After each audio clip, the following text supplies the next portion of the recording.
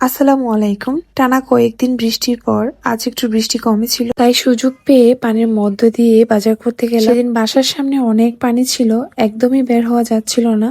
বাসায়ও সেভাবে কোনো বাজার ছিল না। এত পানির মধ্যে সাহস করে একটু নিচে গিয়েছিলাম। রিক্সাওয়ালা মামাকে ডেকেছিলাম, অনেক ভাড়া পড়েছে, সাথে বলতেছিল দোকান নাকি অফ। পরের দিন যখন দেখলাম পানি একটু কমেছে, তাই বাচ্চাদেরকে বাসায় রেখে আমি গিয়েছিলাম একটু দোকানে। তাও হালকা পাতলা পানি ছিল, বাট দোকান সবকিছু খুলেছে আর রিক্সাও চলতেছিল মোটামুটি। টুকটাক রেগুলার বেসিক যে জিনিসগুলা না কিনলে নয়, মোটামুটি আমার সেগুলাই লাগতেছিল, ওগুলা কিনে নিয়ে আসলাম। আর পরের দিন বৃষ্টি একদম কম ছিল, একটু রোদও দেখা গিয়েছিল। পরে দেখে আপাও আসছে, তাই ভাবলাম বেলকনিটা একটু ক্লিন করে ফেলে। এটার অবস্থা খুবই খারাপ ছিল। এই 2-3 দিন আমি একদমই ক্লিন করিনি। এমন বাড়ি বৃষ্টির মধ্যে যতক্ষণ পরিষ্কার করি ততক্ষণ। পরে চলে আসলাম চা বানাতে। ভাবলাম আপাকে একটু চা দিয়ে দিব ফ্লাক্সে করে, আর রান্না করে কিছু তরকারি দিয়ে দিব। চট্টগ্রামে অনেক মানুষ কিন্তু পানিতে বন্দি। সবাইকে সাহায্য করা হয়তো সম্ভব নয়, কিন্তু নিজের সামর্থ্য অনুযায়ী যে যার জায়গা থেকে অন্তত একজনকে যদি হেল্প করতে পারে, এটি আমাদের জন্য অনেক বড় আশীর্বাদ হতে পারে। এই বৃষ্টি আমরা যারা দালান কোঠার মধ্যে আছি তাদের জন্য হয়তো সুন্দর হতে পারে, কিন্তু যাদের ঘর পানিতে ডুবে যাচ্ছে তাদের জন্য এটা কষ্ট,